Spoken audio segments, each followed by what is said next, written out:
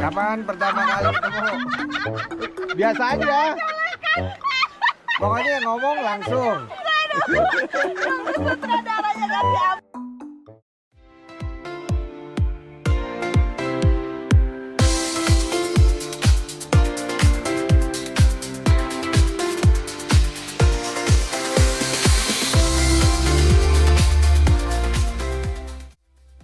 Jadi kita tuh kenal itu karena kita teman sekamar waktu asrama di Kebidanan, di Harkit. Kebetulan kita satu kamar, isinya 10 orang begitu. Kamar itu tahun berapa? Tahun berapa? 2006. Tahun 2006 kamarnya 103. Sejak 20 tahun kira-kira kita ada perubahan nggak sih ya? Kalau gue rasa sih nggak ada ya, kita tetap awet muda nggak sih? BB doang. Oh ya, berat badan itu jelas terlihat buat gue terutama. Mungkin yang berubah itu yang tadinya sendiri jadi berdua, bertiga, berempat. Ada yang 4 loh langsung. Yang tadinya bertiga jadi tetap berdua lagi gitu. ada yang kayak gitu. Ada sih ada. Tereliminasi gitu ya. Seleksi alam. Sebenarnya tuh ada 10, cuman kan jadi dulu waktu tingkat 1 10 orang. Habis itu dirombak lagi pas tingkat 2. Jadi agak ini ya, dia kayak agak sensitif ya orangnya.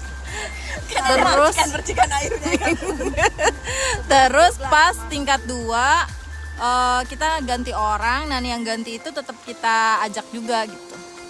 Jadi total semua berapa ya? Banyak. Berapa ya? 11 atau 12 ya? 13 orang ya? Erlina, Ute, Rani. Ulangin. Namanya siapa aja? Nama orang-orangnya kan dari kasur yang itu ya. Formasi 1. Formasi 1, Tingkat 1. Rani kasur atas, bawahnya siapa Ran? Pesti. Bukan. Cuul ya? Sempet Cuul. Enggak lah, Cul mah nggak pernah asrama. Iya, dia mah Pepe. Mesti emang ya? Mesti kayak Iya, bawahnya Mesti. Terus kasur kedua. Bundo, Fatia. gue, Bunda sama gue. Oh iya, bawahnya Rani kan kamu. Iya. Dia sebelah sana. Dia nih. Sama Bundo. Dia sama Bundo dia, bawahnya dia, atasnya siapa? Upi. Upi sama Nelly. Dia nama Kodel. Tapi kan lu sama Erlina deketan gini. Iya, gue di atasnya, Messi bawah. sama Nini. Oh iya, Rani di atas gue ya? Iya. Enggak. Kan letter L tuh. Erlina di bawah, Iya. Rani di atas. Enggak, udah sekarang siapa orangnya aja. benar. Jadi si Mesti atasnya si Nini. Nini, Iya ya. Nini itu bawahnya si Dian. sebelahnya aku. Dian. Di atas itu aku, Nini, Mesti. Nama orangnya aja nggak sih? Iya guys. Ya pokoknya itu. Atas. Kabur. Iya benar. Kan Rani si tukang kabur. Pokoknya Nini, Mesti, Erlina, Utami, Fatia, Upi, Kodel, terus Dian, Nelly, Upi. Terus Upi udah tadi disebut. Upi udah ya. Belum siapa? Rani, Mesti. Iya. Ya pokoknya pas tingkat 1 tuh ada 10 orang. Yang tadi tuh namanya tuh. Terus nambah Terus pas tingkat 2 dirombak. nambah kios. Nambah kiot. Kalau Cul dan Kios terus Cuul ikut Cuul, nimbrung. ya, Karena Cuul tuh Pepe pulang pergi, tapi dia tuh anaknya so asik gitu, jadi ikut semuanya gitu. Dia Numpang. numpang 103.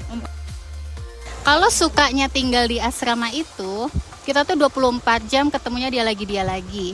Jadi kayak nggak ada nggak ada kenaifan, nggak ada kemunafikan. Pokoknya udah kenal banget dia tuh. Kayaknya itu di mata lu aja deh. Kalau dukanya itu awal-awal tingkat 1 pasti suka nangis karena kan pertama kali tinggal di asrama, jauh dari orang tua.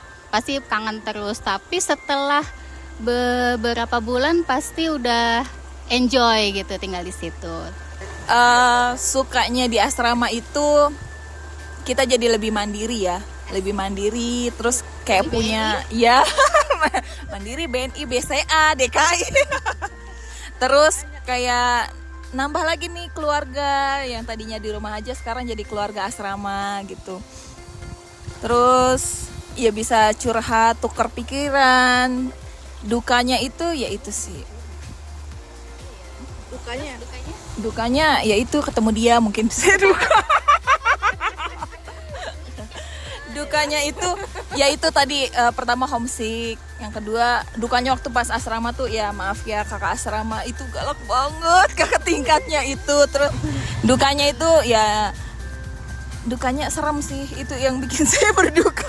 Kadang suka suara-suara tidak jelas di asrama itu aja sih. Sukanya itu rame. Kayaknya lu banyak dukanya di Sukanya itu rame, banyak temen, terus banyak temen jadi banyak yang nolong ya.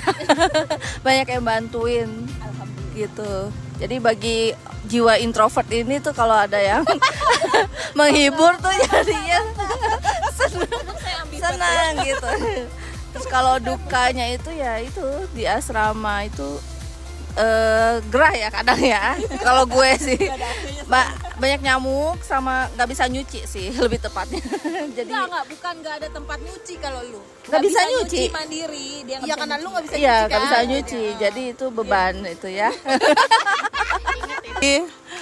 Suka dukanya di asrama apa ya? Kalau sukanya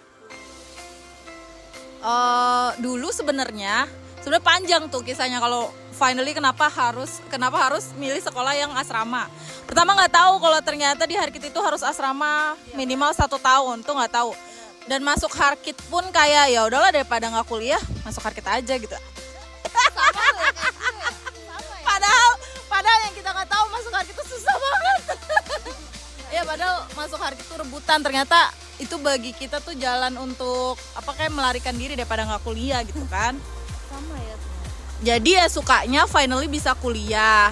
Ternyata tapi di asrama gitu. Nah, buat aku sendiri asrama tuh bagian pelarian dari orang tua sih.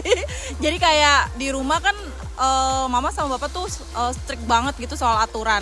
Jadi pas nyampe di asrama berasa hidup sendiri. Nah, itu kayak wah gila gue bisa ngatur hidup gue sendiri nih gitu di asrama. Ternyata nggak semanis itu bro. Ternyata pas nyampe asrama tuh bener-bener namanya sendiri ya. Jadi harus bener-bener bisa adaptasi sama teman-teman lain dengan lebih cepet, dengan segala macam karakter orang-orang. Terus kita harus bisa neken ego kita sendiri gitu. Ngatur uang yang kalau gue sih waktu itu uang jajannya limit ya. Jadi bener-bener harus tahu mana yang harus gue beli, mana yang enggak. Belum megang ATM lagi. Iya, zaman dulu kayak kuliah punya ATM tuh privilege banget gak sih? Kayaknya. Jarang sih, jarang. Tapi ada sih temen gue yang kuliah aja tabungannya 50 juta sih ada. Masya Allah.